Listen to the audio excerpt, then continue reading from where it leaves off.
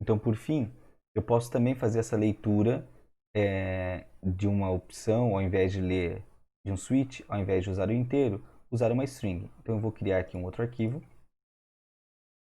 um switch 2.html, e vou chamar de switch com strings, o title.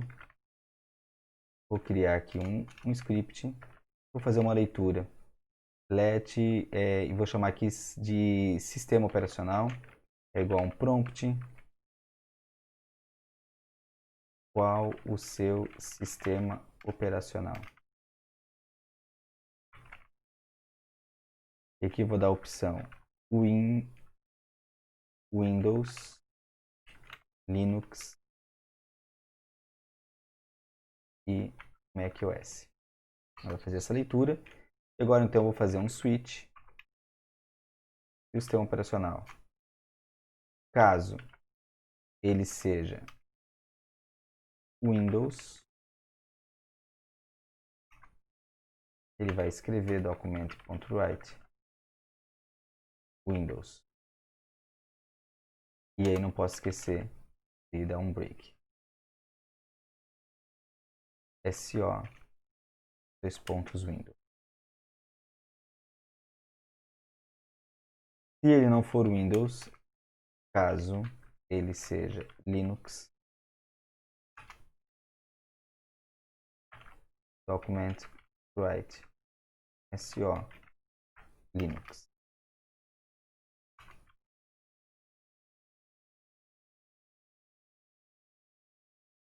Caso ainda seja macOS,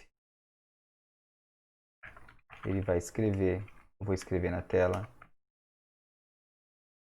SO macOS. Por fim, se não for nenhum desses, vamos escrever outro SO. Vamos salvar esse código e vamos agora fazer a leitura dele. Então, tem um outro arquivo de switch, vou abrir ele no Firefox. Me mostrou a mensagem, qual o sistema operacional. Eu vou escrever Linux, vou dar um OK. Ele mostrou SO Linux. Eu poderia aqui fazer qualquer tipo de manipulação com as strings, como já vimos nas aulas anteriores. Eu poderia converter essa string SO toda para maiúsculo, toda para minúsculo, para que, independente da forma como o usuário digitou Windows, Linux ou macOS, ele faça a comparação correta aqui para nós. Então, se eu colocar, por exemplo, se eu escrever Windows tudo em maiúsculo, ele não vai reconhecer, porque tem a questão dos tipos dos caracteres maiúsculos e minúsculos. Então eu posso converter esse SO todo para minúsculo e depois fazer a comparação com os nomes todos em minúsculo aqui também. Então podemos usar as manipulações de strings que já vimos nos vídeos anteriores para poder aprimorar esse código de switch case usando strings.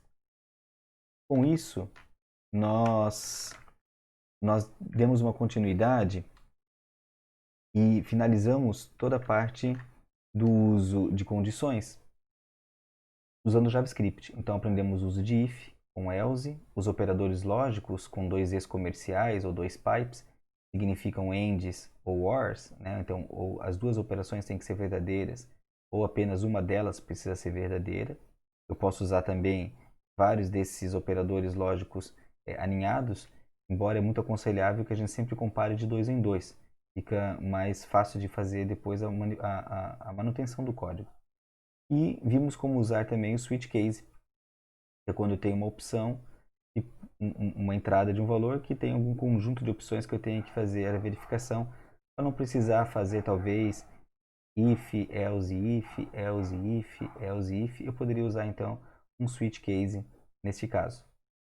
Nos próximos vídeos, próximas aulas, nós vamos estudar os objetos em JavaScript e também como manipulá-los e percorrer eles usando laços de repetição.